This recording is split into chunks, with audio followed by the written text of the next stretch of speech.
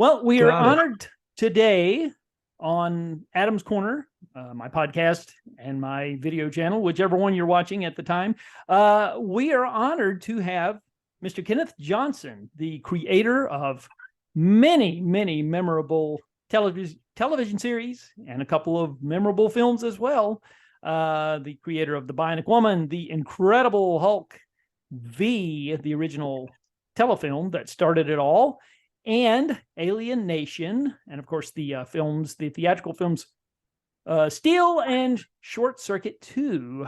And there are people who are fans of all of these in their various capacities, and we are just honored to have you here to talk about, on this occasion, something that's near and dear to my heart, and that is the second season opener of The Incredible Hulk, September 22nd, 1978. I was a little 8-year-old boy in the third grade and watching this as it was originally broadcast on our local CBS affiliate. I had been following the Hulk very diligently since the second telefilm is the one that caught my attention. I missed the first one on its original airing. I did see it when it re-aired. But the second film, and then I was off and running. I was with the show and just such a huge fan. And the second season opener, Married, as I said, September 22nd, 1978. And what makes this episode so memorable is the fact that, well, it's great, for one thing. It's one of the most moving things I've ever seen on television to this day. Still moves me to tears. I put it up on my projector just 3 nights ago just to refresh my memory, and I still was just moved incredibly. But it was the first episode of a science fiction television show to win a non-technical award, in this case for Best Actress, Mariette Hartley, who plays the unfortunately the doomed second wife of Dr. David Banner. But we're going to get you to tell us a little bit about the origins of this story. The series had debuted in March of 78 after the 2 television films, and so it was kind of a half a season. This was the beginning of your first full season, and we'll let you take it from there. That's right. Well, first of all, Adam, I'm delighted to be here and to be able to talk to you about that. Married was a game changer for a lot of people. When I remember when it came out, the Variety review for the first for Married was that, gee, maybe nobody's been looking, but The Incredible Hulk has become one of the best dramatic television shows that was on the air, and I was, of course, delighted to hear about that. The particular episode of Married came from sort of two places at the same time.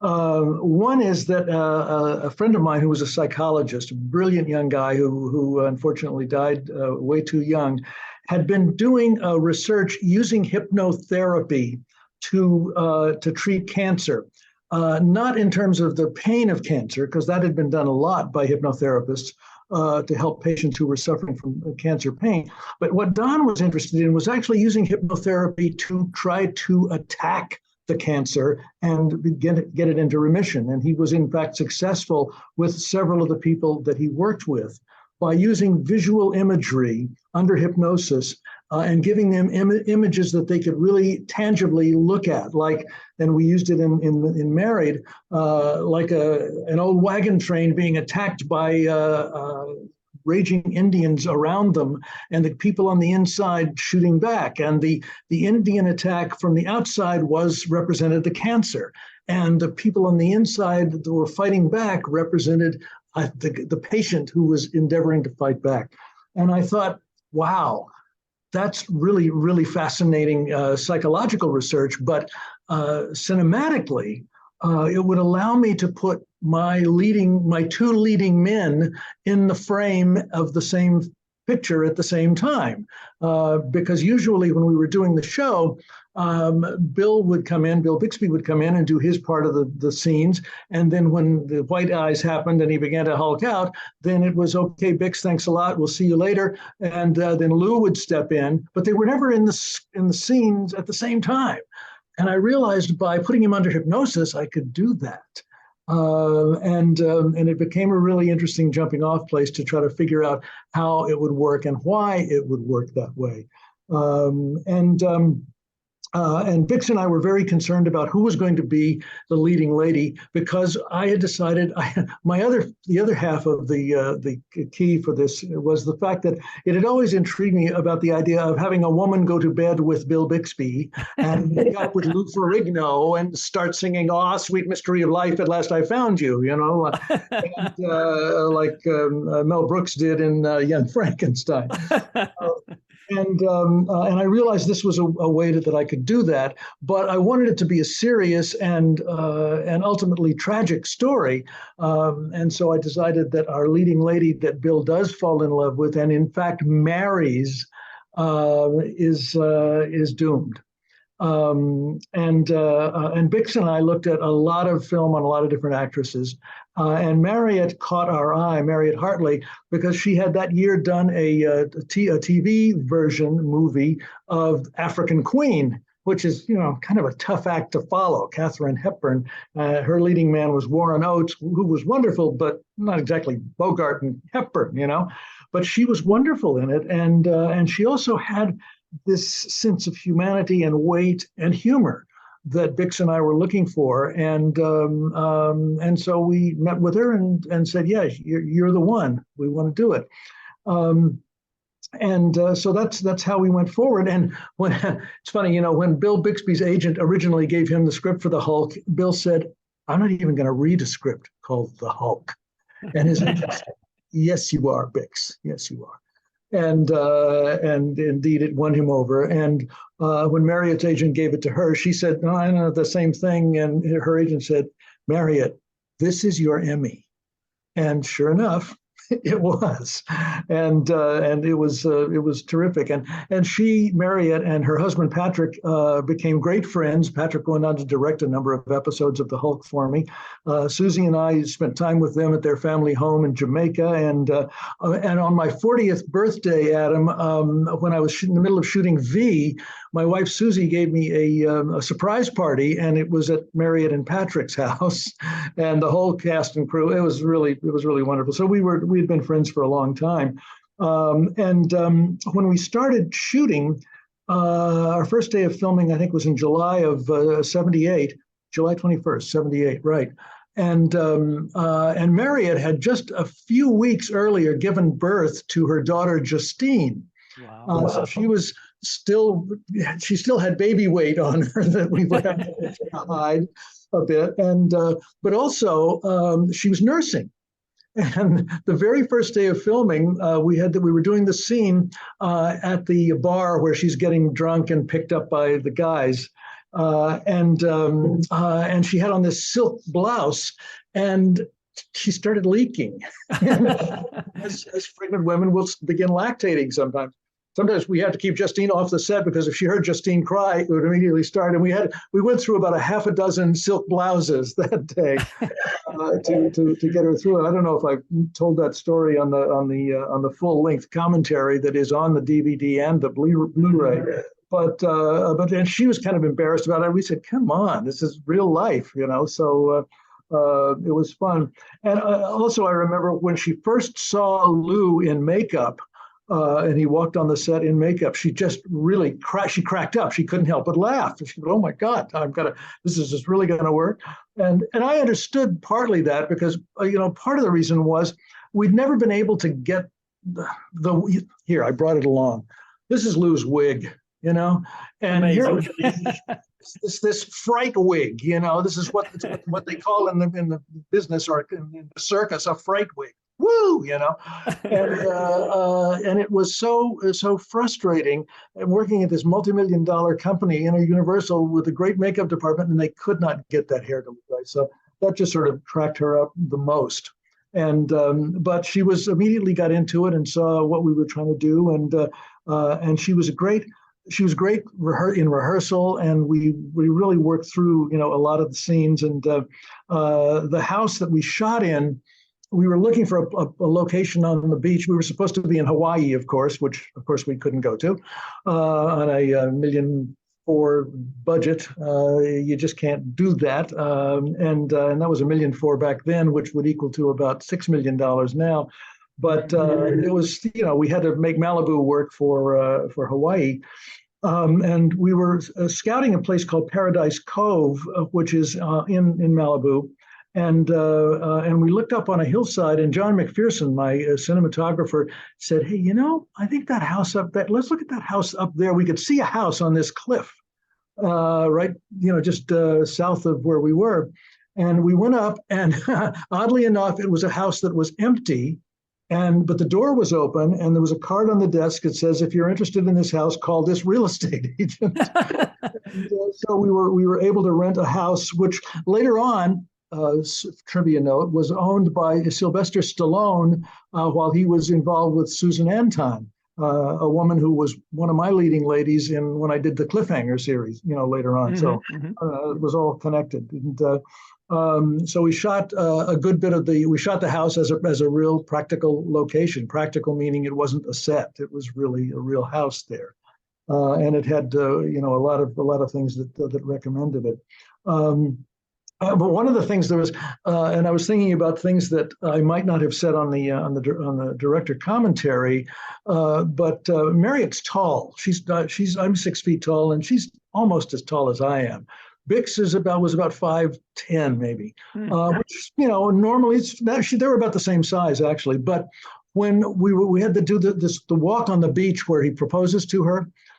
We were doing a walk on the beach, and they started walking, and Marriott was on the inside, and Bix was on the ocean side, and Bix was like this, Let's trade places. You walk down by the ocean, and Bill will walk on the higher side. They'll be the same size, So we did that, and there's another story that I thought about today, Adam, too, because they were both really super professional, consummate actors, and I had loved Bix from the time I saw him do this television play called Steam Bath in 1973, which is brilliant. And when I wrote the script for the Incredible Hulk pilot, I wrote it with Bix in mind because I just knew I needed that kind of an actor with that kind of range. Anyway, very, very wonderful professional people. Okay, now.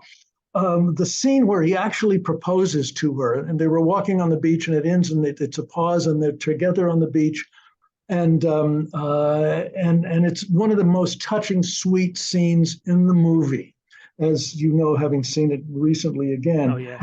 It was a story that my friend Nick Correa, who was one of my producers at the time, he said, "Hey, there's a Zen story that might work here." And he told me the story about the man who's being chased by a tiger and falls off a cliff, and he's holding on by a branch and looks down below, and there's a lot of other tigers waiting down there. And he notices on the branch there's a strawberry, and with all of this going on, he just pauses and says, "Wow, what a wonderful strawberry." Mm.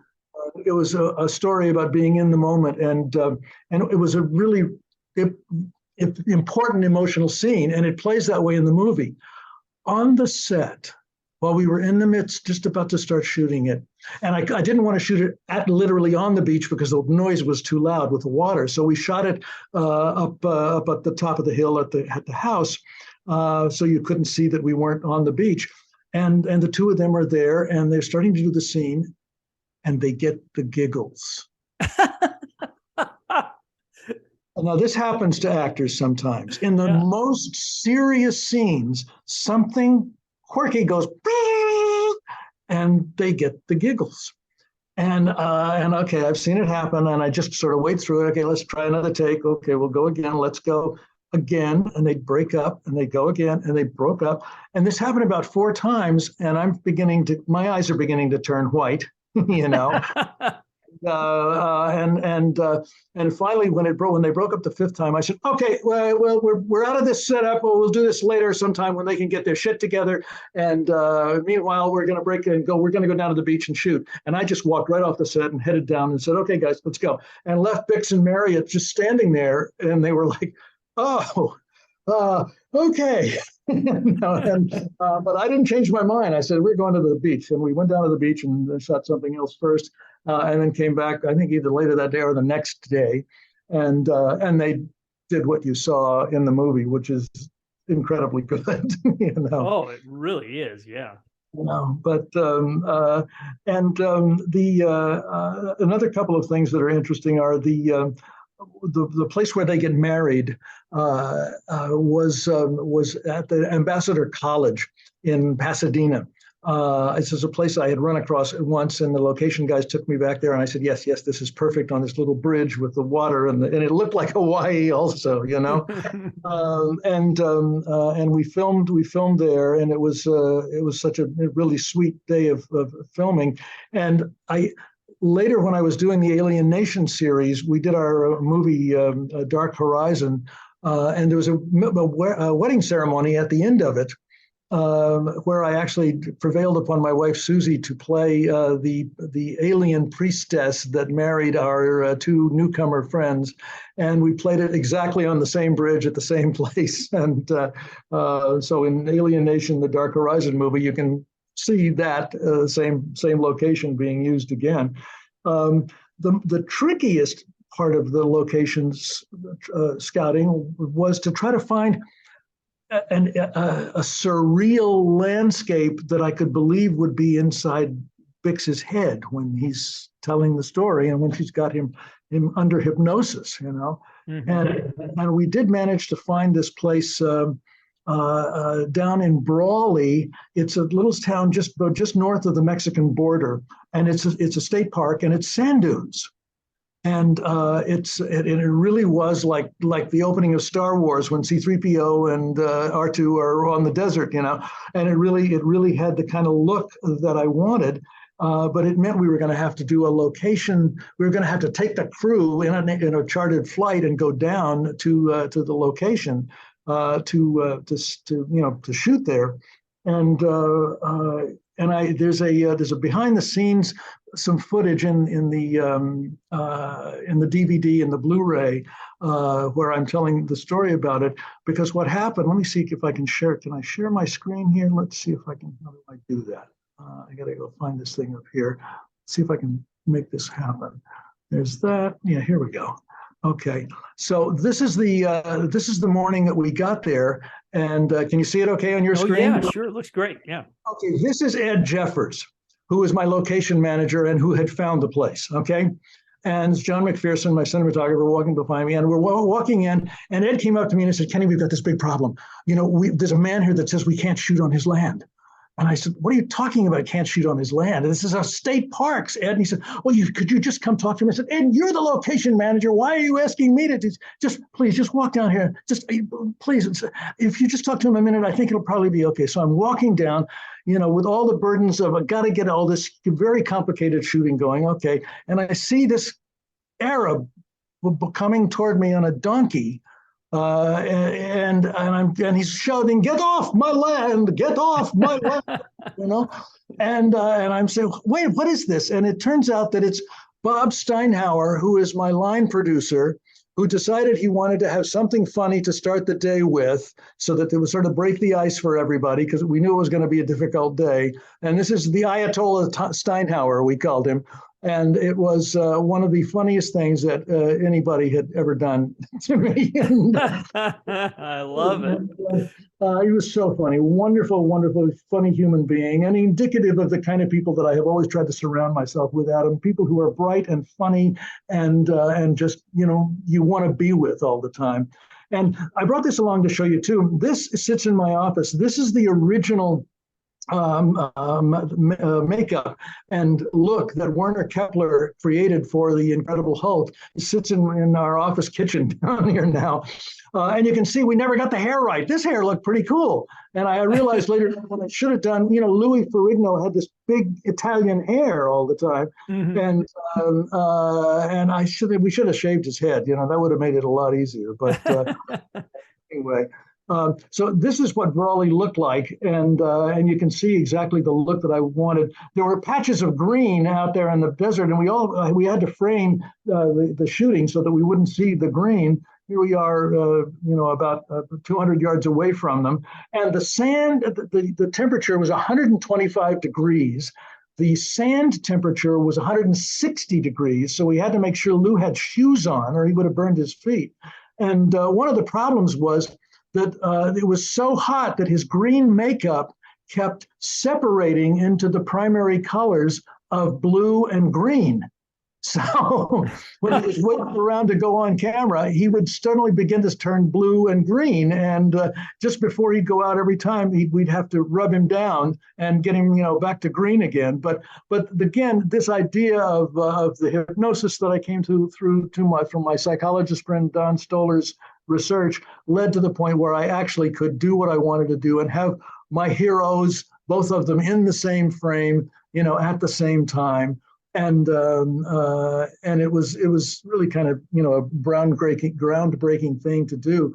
Here's one of the images and this is a woman falling in bed, going to bed with Bill Bixby and waking up with Incredible Hulk, and like, oh my God. And she was just phenomenal in it when she played it, because she brought the reality to it that it needed to have.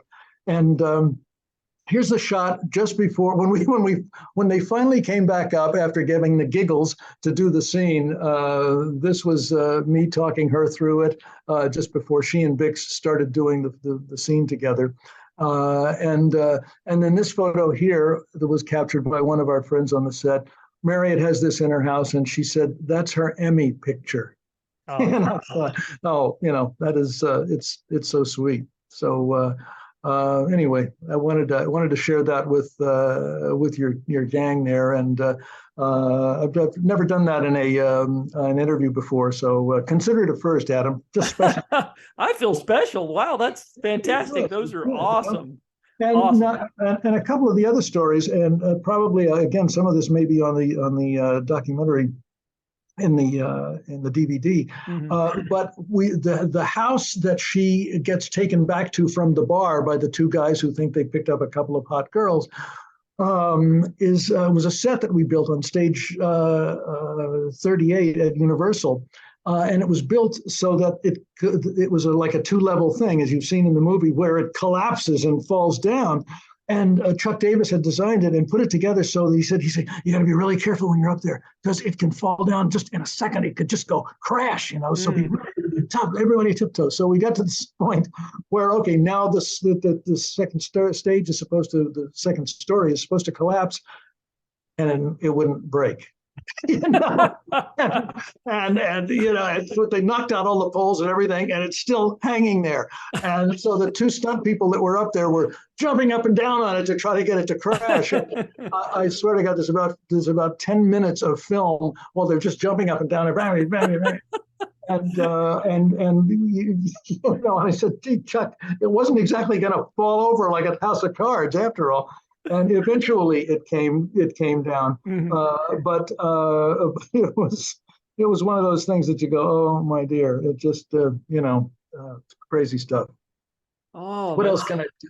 Yeah. Well, one of the things that always was so striking to me is that nightmare sequence and how you staged that. That is just amazing to me.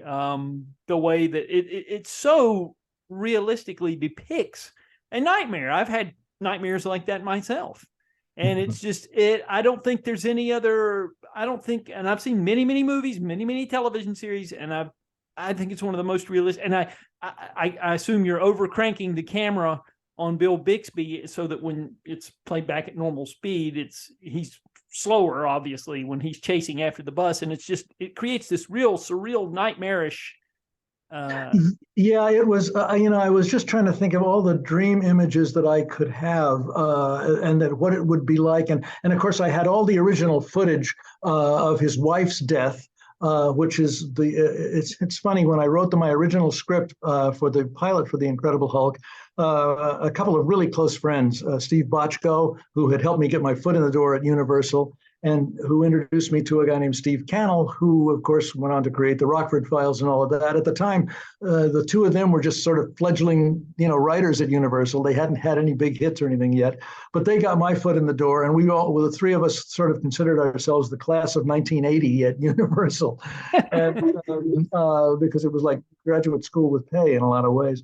But I heard later on that when they had read the script before I'd shot it, they were sort of talking quietly to yourselves like, has Kenny lost his mind? I mean, because there was no dialogue in the first 10 pages of the original script for the pilot of The Incredible Hulk.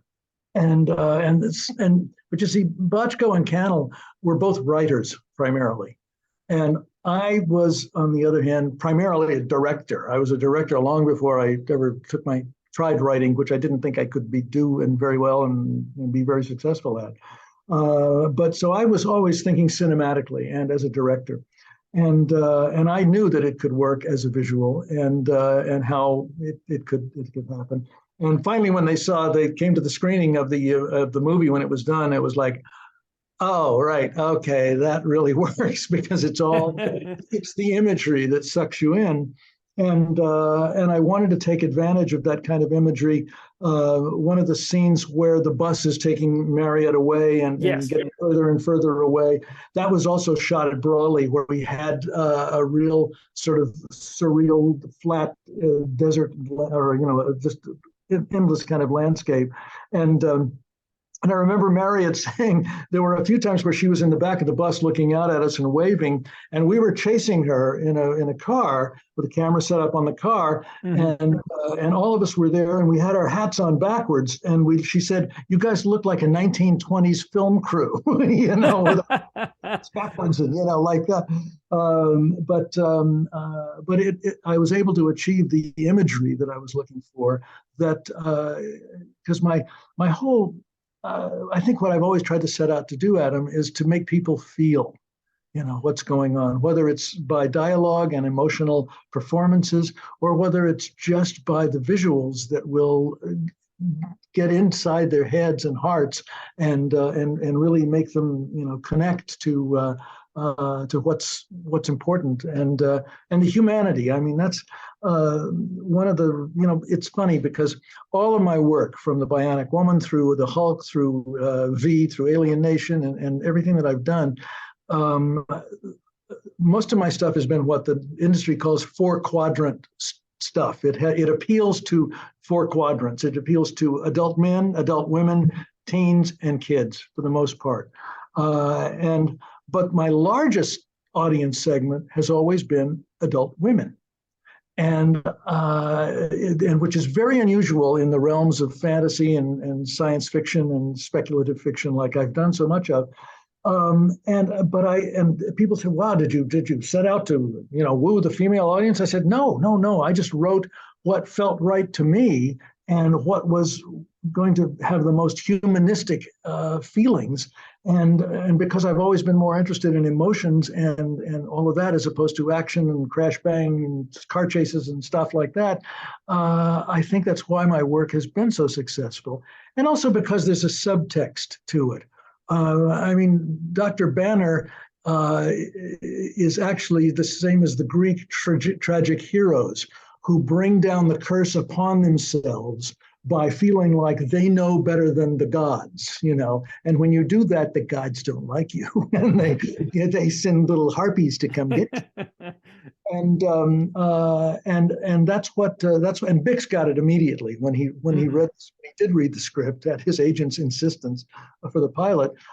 He called me the next day and came to the office, and we'd met occasionally a couple times, but never had worked together or anything. And he came blowing in the door at Universal, which is the way Bill walked into any room anytime. And he was such a force of nature. And he said, "Is this what we're really going to do? Is it going to be a drama? Is it going to be about humans suffering and all?" I said, yeah. See, actors love to suffer, Adam. And, Vincent Price once told me, if you want to win an Academy Award, you need to play a drunken nun. And so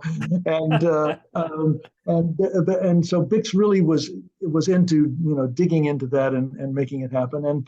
And I think that the subtext that I was always going for was the Hulk was really about self-control and about a man trying to find it and reclaim it. And that's what we tried to base as many of the episodes on as we could, and how the Hulk manifested itself in different ways with different people. With Bixby, it was anger. With me, it might be obsession. Or with you, it might be greed. It might be, all those different thematic things that we can build a story on. And certainly, I was really intrigued about the idea of having my leading man get married.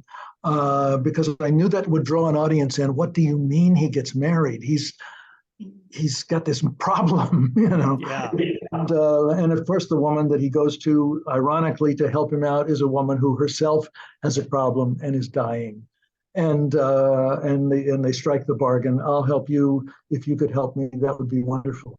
And there's another funny scene too. Not a funny scene, but the scene where he reveals that he's Dr. David Banner. They're sitting in the house there, and I had shot Marriott's angle close up, it was like a two-shot of that, like this, you know.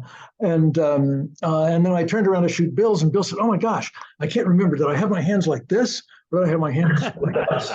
You know? And well, he had his hands, I discovered, on her side like this down here. And when you look at that sequence, as it cuts back and forth between Bill and Marriott, his hands are up, his hands are down, his hands are up, his hands are down, you know. But oddly enough, a lot of people never even noticed that, because the emotional line and the eyesight between the two of them is so strong, and the chemistry they have is so strong that they just they carried it off, and it was really, really wonderful.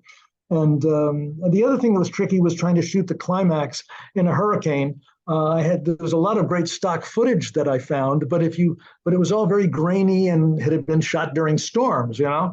And so when we were trying to figure out how to do it, I went to John, my cinematographer, and I said, "John, is there a way we can shoot it the way we normally do with our 35 millimeter good stuff, but degrade it so that it cuts in with the stock footage and it looks like it's of the same piece, you know?" Mm-hmm.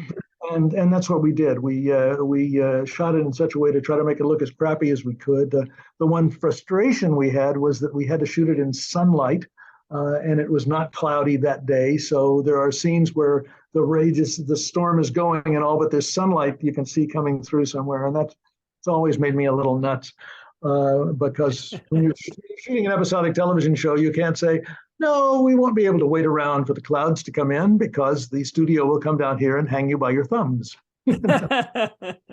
This is true. Yes. Yeah, that's an incredibly moving sequence too. You know, the way you stage that too, with the Hulk is holding her as she passes away, and then you've got then Bill Bixby with that expression is just it's just heartbreaking every time. He just nails it. You're right, and I thank you, Adam, and it's Bix's work. It's what he did and what he does amazing. So well. And at the very end, when he's got the scene with Mino Pellucci, the young boy who went on to have a wonderful, wonderful career, Mino did. It was one of his first gigs, but Bix is that's what I saw when I saw that production of Steam Bath. It was a 90-minute show in which I saw this actor go through every color and emotion and range that I had just was so struck by it. And also Bix had this wonderful humanity. And people would say, "Well, what was he really like?" And what you saw with Dr. David Banner was what Bix was really like. And he's the kind of guy that you wish you could be driving along and you'd see him hitchhiking along the side and, "Oh yeah, get in, I'd like to know you," you know. And we were close friends from the day we started working together until I talked to him just a day or so before he died. And we were buddies all the way. I do have to mention something right quick before we wrap this up that I thought it's a private joke probably, but I noticed that the Reverend who marries them is the name of your editor, George Hanyon. I picked that up. Oh, that's funny. Well, the character that Susan Sullivan played in the original pilot was named Elena Marks. And she was named for Alan Marks, who had edited the original pilot, who I just saw a week ago and celebrated his 99th birthday with him. That's amazing. Okay. Yeah, great. They were great folks. And so anyway, there is in the Blu-ray and the DVD, there's obviously more information that people can see. And the Short Circuit 2 is going to come out in a Blu-ray edition in November. And it's got terrific special features that we did for it, and so I can recommend that to the folks out there. And also, I can't go by without holding up my book. This is my latest. I was going to say, yes, I know about that, and promote that for sure. It's a wonderful book, available through Amazon or wherever you get your bookstore. Yes. All right. Well, this has been fantastic. I thank you so much for giving me some of your time. And, I would like to say that you have shaped my humanity as a human being with your work, because I really, as a formative, child in my formative years, the compassion that the character of Dr. David Banner is written by you, it made me want to be that kind of person, to, be kind to others, to help others, to do. Wow. And that has really carried me throughout my life, that compassion and humanity that comes through him that you see. And so, and that comes from you. So I wanted to thank you personally for that. So. Oh, you're more than welcome, Adam. And it's the best review and the best kind of notice that anyone could ever hear. And that's what I try to pass along to my film students, to really try to think about what they're going to present to the people that they're showing their material to, and to try to choose from the humanistic side. And I'll continue to do that as long as I can. Fantastic. Well, I think I think our recording no, we got less than a minute here, so we can wrap it up right quick. So, but anyway, thank you again so much. Seriously, I really appreciate it. And I look forward to sharing this with all of my listeners and the viewers that I have. And best of luck to you. Well, we're always excited to see what you're going to do next. Okay. Thanks a bunch, Adam. Take care. Take care. Bye. See you. Bye.